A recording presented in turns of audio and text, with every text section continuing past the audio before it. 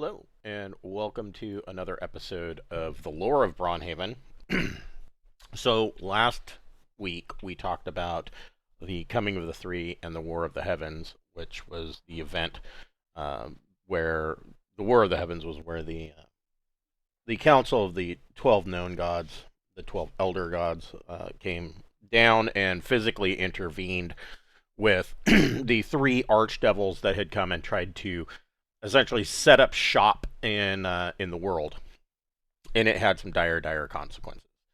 But the War of the Heavens took place around negative 1450, and things were after that event, things were a lot. I wouldn't necessarily say that it was a golden age by any means, but things were a lot calmer. Because you didn't have these three archdevils basically rampaging across the world in an attempt to create um, an empire for themselves. And this went on for quite some time. In negative 1325, in a small village very near where the capital city of Glauschein sits today, a seemingly innocuous birth took place, and this young boy was named Somen. And Somen lived the typical life of a human child, a male human child. He was of the rough and tumble sort, and very athletic.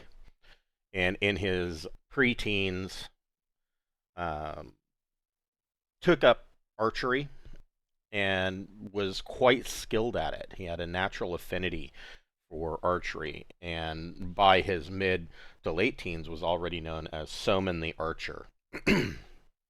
And he actually, in his early 20s, did some adventuring of his own. Not much is known about anybody else that he had adventured with. It seems that Somen is the only one that is remembered, and there's some very specific reasons for that. But where Glauschein sits, there was an enclave of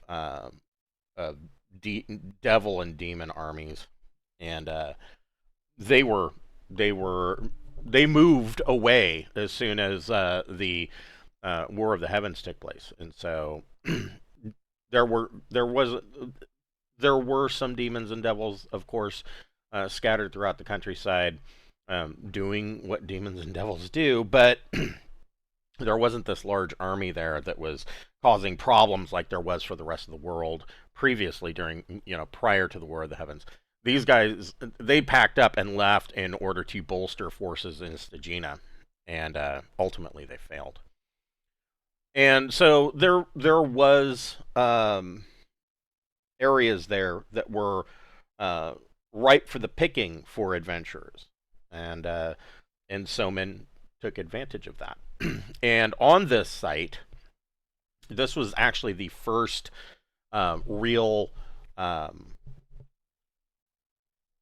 beginnings of Glauschein. So after having cleared out that site and those dungeons and whatnot, the adventuring party with Somen the Archer at its head, they built the first keep. Perhaps I don't necessarily want to go so far as to say that it was a castle, but there was at least a keep there. Perhaps a small castle, maybe a keep with just a bailey, but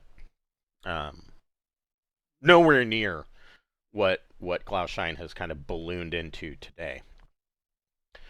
And about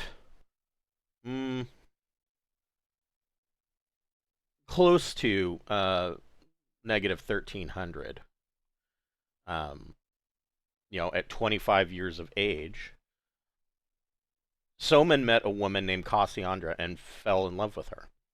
And she was a tall, amazingly beautiful woman. She was eloquently uh, soft-spoken, very charismatic to everyone who met her, and she she appeared to others to be demure, um, but behind the scenes, um, she subtly guided Somen, and not necessarily in a bad way. It was Cassiandra's idea, really, whispering or planting the seeds in Somen's ear to build the keep and or minor castle, however you want to refer to it, on the site. It was Cassiandra who guided his hand, and of course, by this time, Somen the Archer and his party were kind of ruling a small area around this keep, and essentially offering protection to those around him. But not all of her whisperings in Somen's ear were, of course, um, of the good intentions.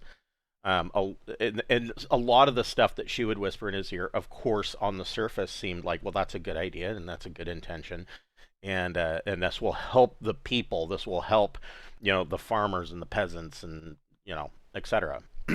But in reality, some of those ideas were nothing more than ways for Somen to garner more power.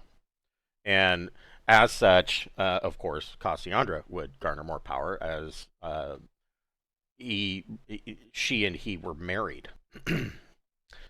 And a lot of these machinations of Cassiandra pushed away the rest of his adventuring party. And they kind of went off to, make their own fortunes and do whatever it is that they have done. And since we haven't heard anything about the rest of this party, it could be that they are a myth or a legend. Nobody can truly say one way or the other. Or maybe they just didn't do anything noteworthy. They, this is what it is. And, sometimes adventures just, even higher level ones, step into a dungeon and fall into a spiked pit trap. And so many an adventurer has met with a inglorious end, with their names never to be scrolled in the annals of history. But a lot of this growing power, and of course this is, almost 150 years after the War of the Heavens, the Council of the 12 Elder Gods are still really keeping an eye on the world, because uh, the gods are uncaring, but they are not stupid, and so part of their soft touch, of course, in not wanting to intervene in the affairs of mortals, was because they know that if they do directly intervene in the affairs of mortals, that they will affect change that is not only sweeping but heavy-handed. It's very difficult for a god to touch anything lightly in the mortal world. There are far-reaching consequences even for the best intentions of gods. And so, but they were keeping an eye on the situation, because after directly intervening in War of the Heavens, they kind of, I don't necessarily know that guilt is a feeling that would be associated with them, but they kept an eye on things, because mortals are inconsequential, but at the same time, this is the world that they rule over. The mortals' belief in them and worship of them is important to their own power, because if they don't have followers, gods lose power. And kind of, I guess they kind of die off to float endlessly in the astral sea. But in this case, Festus was paying attention to this short but rapid rise of Somen and Cassiandra, and Festus was aware of Cassiandra's true nature. For Cassiandra was not truly just a beautiful woman. Cassiandra was a succubus demon in her shape change disguise, appearing to be a mortal woman. And of course, Festus couldn't come right out and knock on Somen's door and tell him this, because that would kind of Festus was kind of forbidden from doing that at the time. And so well, all the gods were forbidden from doing that. They did not want to intervene. They did not, truly, they didn't want to have to do the War of the Heavens in negative 1450, but they were kind of pushed to that point. They didn't have a choice. Mortals just weren't getting it done. And so instead of going down and physically telling him in person, or just directly telling him, as the gods commonly do, she was far more subtle about it. And so she sent Somen a series of dreams, nightmares, really. And over a period of weeks, night after night after night, Somen would have these dreams about Cassiandra and her true nature. And, I mean, if you're going to fall in love with a chaotic demon, you could do worse than a succubus. I'm just saying. I mean, call that what you may. He could have done worse. I mean, it could have been an Elfeshni. But anyways, he these dreams, after a series of weeks, finally gave him illumination, and it allowed him to break the charm that Cassiandra had placed upon him. And of course, he had no idea that he had been charmed. In fact, almost everybody that met Cassiandra had been charmed. She was very successful at what she did. And so now the charm was broken, and Somen was able to see her for what she was. And he realized that, knowing his history, knowing what the lands had been through, growing up hearing about that, he wasn't alive when the War of the Heavens happened, but there were stories that were passed down, great grandparents and the like, that were reaching the end of their natural lifespans, of course, would pass these stories on of exactly how awful it was under the rule of devils and demons. And so, having been an adventurer and of lawful alignment, Somen, one night after waking up from the dream again, he kind of let this knowledge fester with him, and he was quite distraught over this. And this went on for probably another series of weeks, because he knew what had to be done. He did not want to do it, because whether the charm was broken or not, Cassiandra was the love of his life. But he knew that he was living a lie, and so finally one night he woke up and plucked a magical arrow from his quiver and stabbed Cassiandra in the heart, killing her. He was immediately wrought with grief over what he'd done and what had to have been done. And in his grief, he threw himself from the castle walls, and falling to his death, plunging into the moat below. This was not the outcome that Festus really wanted, and it actually, with Somen killing himself over the death of Cassiandra, due to in no small part due to the dreams that Festus had sent him. Um, Festus was saddened by this. It is very rare that a mortal can do something that will touch the feelings of a god, since most gods don't have very much in the way of feelings. But this actually got to Festus, and it is said that she wept for Somen's death, causing frigid sleet storms that moved across the entire Braunhaven region for 40 days. Somen was later of course the church hadn't really been established yet, but when Glauschein, the capital city, was established in the heart of Glauschein, the second most important building there, and some might argue that it is the first most important building, is the Chapel of the Known Gods, and this is a large temple edifice that is basically the heart of the church of the 12 known gods. The old gods are paid lip service in the Chapel of the Known Gods, but for the most part, the Chapel of the Known Gods is dedicated to the 12 elder gods. And they canonized Somen, who is now known as Saint Somen. And this actually led to, and I guess, a splinter faction, but not usually when you hear splinter faction, it means that they are at odds with one another, and that's not necessarily the case. But the splinter faction, instead of following the 12 known gods or even picking a god, they have decided to follow Saint Somen.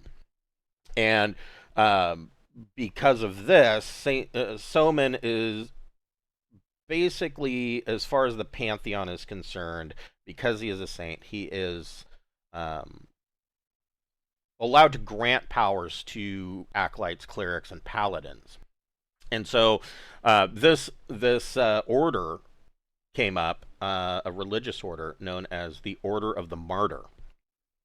And the Order of the Martyr is mostly, I mean, for the most part, a lot of them are scattered all over the place, but they traveled from Glauschein up into the Skellis Mountains, and they formed the Abbey of the Order of the Martyr, which the Abbey was actually there for untold years before.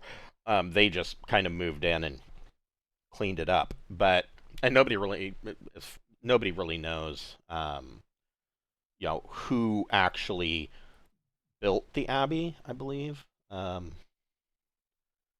But the Order of the Martyrs set up themselves, and they are a kind of a cloistered order. They keep to themselves. They don't really they don't really interact too much. They do give out or help and do charity work for local towns and whatnot. And I say local towns, local being, possibly hundreds and hundreds of miles, but through rough terrain. But they have been known to make their way down to, for instance, the village of Stagholm at the base of the Skellis Mountains, and do healings in times of need, or trade with people. So they are known. And one of the things that the Order of the Martyr frequently does is they will, kind of a coming of age type thing, when clerics and acolytes or paladins, when they reach that first level, when they have basically completed their training, they are allowed to be sent out on I guess missions, and this idea of, oh well, you're going out on a mission is quite nebulous, because nobody really knows what it is that you're supposed to do, and so The idea is that according to the Order of the Martyr, is that when you discover what it is that you're supposed to do, you will do that, and you don't get sent out on a mission; the mission finds you. And so a lot of these members of the Order of the Martyr are out wandering the world, essentially trying to find purpose in their religious proclivities, and some might be searching forever. Others may find that higher cause. This is usually true, I would think, of paladins, because paladins, compared to your average cleric, or even worse, an acolyte, paladins can almost find purpose in just putting down any kind of evil. I think that compared to a cleric, paladins are very narrow-minded. They are the holy warrior, and whereas clerics, they need to lead their flock. They need to establish themselves. They need to further the religion. And acolytes, they're mostly gonna find their purpose usually in a small village, maybe a small town that is lacking a higher religious assistance or leadership, and because acolytes don't cast spells, they do have innate holy abilities, but they don't have the raw power of a cleric or even a high level paladin. And so, you have these members of the Order of the Martyr roaming all across the Galatian Empire and abroad. So there are quite a few of them around, and so they become more. The Order of the Martyr really becomes even more cloistered in the modern day, because the Galatian Empire has decreed that that the worship of Vuslux, the one god, the Crone Father, you remember that guy, the the greater devil that was kicked out of the Stygian layer of hell. He is the prescribed religion of the Galatian Empire, and to the detriment of the 12 known gods. And the Order of the Martyr, for one reason or another, has kind of been singled out, and and the Glaustian witch hunters specifically, really, they just have a bee in their butt about putting down Orders of the Martyr members, or Order of the Martyr members. And so, even more so than hunting actual witches and druids, they just really have it in for the Order of the Martyr. And so that becomes more important later, and it's it's really good for the Order that they picked the abbey where it is located in the Skellis Mountains, because it is so remote that usually the witch hunters they're okay to go pick off some of the members that have gone on missions, and they'll just bide their time, because sooner or later they know that this is going to be basically a war of attrition. I mean, the Order doesn't have a whole lot of people flocking up into the Skellis Mountains to join the Order of the Martyr. So with every death that is accrued, the Order shrinks, whether it's at their home base or throughout the world. So that was Somen the Archer and the death of his beloved Cassiandra. Next time, we will be talking about the year negative 1153 and the rise of Faunestein, the vampire lord. Thank you for watching, and I will catch you next time.